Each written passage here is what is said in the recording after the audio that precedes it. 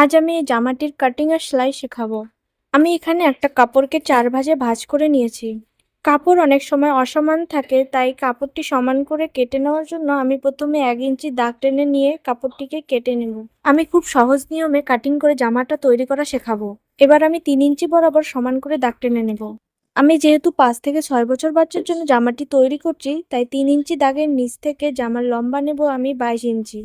জামার নিচের কুচির জন্য আমি 22 ইঞ্চি দাগের নিচে 4 ইঞ্চি দাগ বরাবর দুটো দাগ টেনে নেব। আমি উপরে 3 ইঞ্চি বাদ দিয়ে নিচে যে পট্টির জন্য 4 ইঞ্চি 4 ইঞ্চি করে দুটো দাগ টেনে নিয়েছি, সেই দুটো পার্ট আমি ভালো করে কেটে নেব ভিডিওতে দেখানো নিয়মে। এখানে আমি জামার কাঁধের দুটো ফিতার জন্য 10 ইঞ্চি লম্বা আর 5 ইঞ্চি চওড়া দুটো কাপড়ের টুকরো নিয়েছি। এবার ভিডিওতে দেখানো নিয়মে আমি কাপড়ের টুকরো দুটি এভাবে ভাঁজ করে সেলাই করে নিয়ে উল্টে নেব। আমি প্রথমে যে 3 ইঞ্চি মাপ নিয়েছি, সেই 3 ইঞ্চি মাপ বরাবর হাফ ইঞ্চি কাপড় প্রথমে ফোল্ড করে নেব। তারপর 2.5 ইঞ্চি কাপড় ফোল্ড করে ভিডিওতে দেখানো নিয়মে সেলাই করে নেব। এই জামাটি বাচ্চারা গরমে পরলে অনেক আরাম পাবে। আমি যতটা সম্ভব সহজ করে জামাটা তৈরি করে দেখানোর চেষ্টা করছি। যদি কোথাও অসুবিধা হয় অবশ্যই কমেন্টে জানিও, আমি বুঝিয়ে দেওয়ার চেষ্টা করব। আমার সেলাই করা হয়ে গেলে আমি কাপড়টিকে 2 ভাঁজ দিয়ে এভাবে সামনের আর পিছনের পার্ট কাটিং করে নেব। সামনের আর পিছনের পার্ট কাটিং করা হয়ে গেলে হাফ ইঞ্চি মাপ নিয়ে সামনের আর পিছনের পার্টে আমি হাফ ইঞ্চি বরাবর একটি সেলাই টেনে নেব। এখানে আমি 11 ইঞ্চি মাপের দুটো রাবার নিয়েছি।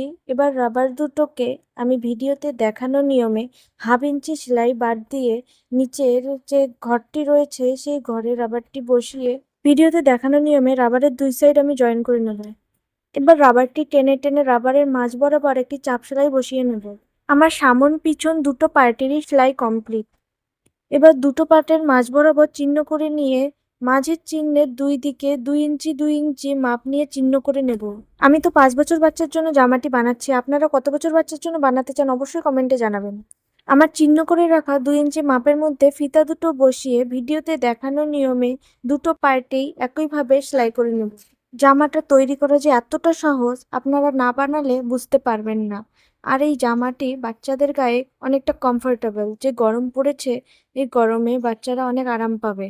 নিচের কুচির জন্য যে পার্টগুলো কেটে রেখেছি, সেই পার্টগুলো এক এক করে জয়েন করে যে কোনো এক সাইডে 2 ভাঁজ দিয়ে মুড়িয়ে সেলাই করে নেব। আমি ইন্ডিয়া থেকে ভিডিওটি বানাচ্ছি, আর আপনারা কোথা থেকে ভিডিওটি দেখছেন অবশ্যই কমেন্টে জানাবেন। আর জামা বানানোর সময় কোনো মাপের গন্ডগোল হলে অবশ্যই কমেন্টে জানাবেন, আমি অবশ্যই বুঝিয়ে দেওয়ার চেষ্টা করব। ভিডিওতে দেখানো নিয়মে আমি জামার 2 সাইড জয়েন করে নেব। 2 সাইড জয়েন করা হয়ে গেলে ভিডিওতে দেখানো নিয়মে জামার ভালো দিকের উপর কুচি পার্টের ভালো দিক বসিয়ে 4 ইঞ্চি গ্যাপ রেখে রেখে ছোট ছোট করে কুচি করে সেলাই করে নেব। কুচি করা হয়ে গেলে কুচির উপর ভিডিওতে দেখানো নিয়মে একটা চাপ সেলাই বসিয়ে নেব। চাপ সেলাই দিলে কুচিটা স্ট্রং থাকে, সেলাই খুলে যাওয়ার চান্স থাকে না। আপনারা চাইলে কুচি না দিয়ে নর্মালভাবে নিচের ঘেরের অংশটা ডাবল ভাঁজ দিয়ে মুড়িয়ে সেলাই করে নিতে পারেন। কুচি দিলে নিচের ঘেরের লুকটা অন্যরকম আসে, তাই আমি কুচি দিয়েছি। আপনারা দেরি না করে ঝটপট আপনাদের ছোট্ট সোনামণির জন্য এই জামাটি বানিয়ে ফেলুন। জামাটি কেমন হয়েছে অবশ্যই কমেন্টে জানাবেন। আর ভিডিওটি ভালো লাগলে লাইক কমেন্ট শেয়ার করে চ্যানেলটি সাবস্ক্রাইব করে দেবেন।